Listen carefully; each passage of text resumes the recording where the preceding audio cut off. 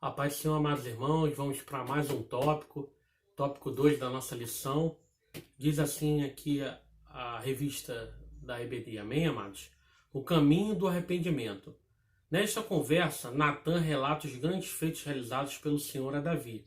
No entanto, Davi se esqueceu de tudo isso ao ceder à consciência da carne. O profeta afirma que aquilo que tinha feito em oculto seria exposto como a luz do sol, perante Israel, segundo Samuel 12:12. Logo, Davi se arrepende do seu pecado e pede perdão. Amados irmãos, como a gente estava falando anteriormente, sabemos que nada ficou oculto aos olhos do Senhor. Então, o profeta Natan foi usado por Deus para transmitir a Davi que Deus estava ciente de todas as coisas e que não gostou da atitude, ele abomina o pecado. E logo Davi se arrependeu do pecado. Nós vemos lá na frente, aqui logo no início da nossa revista, que tem algumas etapas que nós temos que estar vencendo, que são elas. Ó, primeira coisa, passo, ó, na verdade aplicada, o reconhecimento do pecado, a confissão e o arrependimento. Então, no caso, Davi reconheceu, ele vai estar confessando o pecado e vai estar se arrependendo. Tem que haver esses três processos para poder Deus trabalhar no nosso interior. Porque depois do pecado, nós temos que fazer isso para que possamos o quê? Ser libertos dessa culpa, dessa situação que desagrada ao nosso Deus.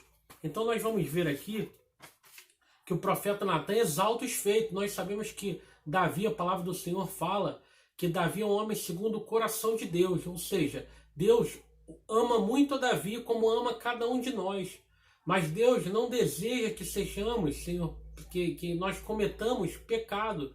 Então ele abomina o pecado. Então que possamos cada dia mais estar buscando, como falei anteriormente, o fruto do Espírito, que são 9 itens: amor, paz, longanimidade, benignidade, bondade, mansidão, temperança e outros mais.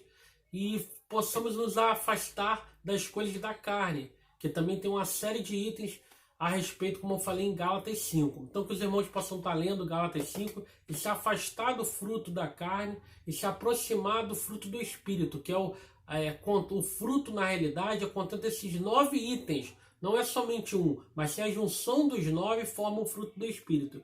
Então Davi se arrepende do seu pecado e pede perdão. A gente vai estar vendo no 2:1. Reconhecimento e confissão do pecado. Davi declara: porque eu conheço as minhas transgressões e o meu pecado está sempre diante de mim. No Salmo 51:3 ele mostra isso. Ele confessa e vê que o pecado está diante dele, que ele pecou ao fazer isso com Urias. E também ao cometer, claro, o adultério, primeiramente com Betseba. Ele sabia profundamente dos seus erros, estava em sua consciência. Era algo que ele não podia conviver normalmente, pois estava em suas lembranças oprimindo seu espírito. Davi tinha sensibilidade a ponto de reconhecer o seu pecado. Essa ação deixa óbvio o arrependimento, pois exige o reconhecimento da falha. Ninguém irá se arrepender se não reconhecer que errou. Atualmente, a ausência de sensibilidade espiritual tem sido uma constante. As pessoas têm se acostumado a viver em pecado ainda que dentro da igreja. Muitos se buscam o Deus da prosperidade, mas pouco Deus se conduz ao arrependimento. Salmo 32:3-5 e Atos 3:19. Este caminho é perigoso. Amados irmãos, então eu deixei separado aqui para os irmãos a passagem de Atos 3:19 que diz assim: arrependei-vos, pois, e convertei-vos, para que sejam apagados os vossos pecados, e venham assim os tempos de refrigério pela presença do Senhor. Amados irmãos, Satanás, ele se utiliza muito bem dessa arma, vamos dizer assim. Por quê? Quando a pessoa está em pecado, normalmente a consciência, o próprio Espírito Santo, faz com que a gente possa estar se sentindo mal, porque todos nós somos passíveis de erro, todos nós somos passíveis de pecar, às vezes através de uma palavra, às vezes através de uma atitude, um pensamento, um ato. Então nós temos que estar constantemente pedindo perdão a Deus pelos nossos pecados e procurando não mais cometê-los, como nosso Senhor e Salvador Jesus Cristo fez com aquela mulher que foi pega em adultério, foi levada ali, e Jesus Cristo falou: quem não tiver nenhum pecado, atire a primeira pedra. E todos ali se afastaram. Ele se aproximou daquela mulher e falou que estava perdoado o seu pecado, mas disse o seguinte: não peques mais. Então assim a gente deve fazer. A gente deve sempre estar o quê? Se arrependendo dos nossos pecados e não cometendo mais. Mas nós, como seres humanos, nós somos passíveis de erro. Por isso que a gente tem que alimentar o nosso espírito e esvaziar a parte da carne. Quanto mais alimentar o espírito, mais a gente vai estar se esvaziando da parte carnal, da carnalidade, do pecado. Amém? Então vamos dar continuidade. Em 2 diz assim: a confissão e o pedido de perdão. Davi não só reconhece o seu pecado, mas também o confessa. Contra ti somente pequei, fiz o que teus olhos parecem mal. Salmo 51, 4. Percebemos que Davi confessa e pede a Deus o perdão. Shed explica: os pecados não confessados afastam o crente de Deus, da mesma forma que o pecado prazeroso mantém o não cristão longe do Senhor que poderia libertar. O mais importante ao ser humano, ao reconhecer os pecados cometidos, é o amor de Jesus Cristo, nosso Salvador e Senhor, que aceita o desejo de ser humano de ser santo como Ele é.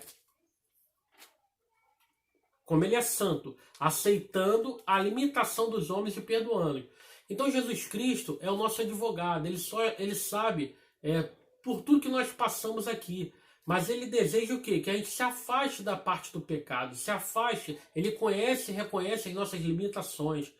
Aí eu lembro de uma passagem muito interessante, que é a passagem do filho pródigo. O nosso Deus, Ele deseja que nós sejamos reconciliados com Ele, porque através do pecado, desde o início do mundo, Adão e Eva, todos foram destituídos da glória de Deus.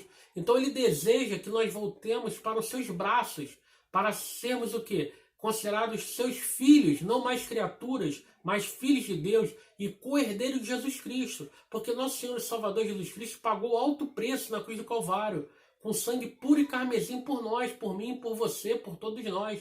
Então, que possamos ter isso em mente. Então, quando um pecador se arrepende, um irmão que está afastado e retorna para os braços do Senhor, para a casa de Deus, uma pessoa quando se arrepende, confessa e aceita Jesus Cristo como Salvador, na realidade é Ele que nos aceita, mas a gente confessa com nossos lábios, então Deus se alegra, é uma festa nos céus, assim como foi com aquele pai, quando recebeu o filho pródigo, que já tinha dado vários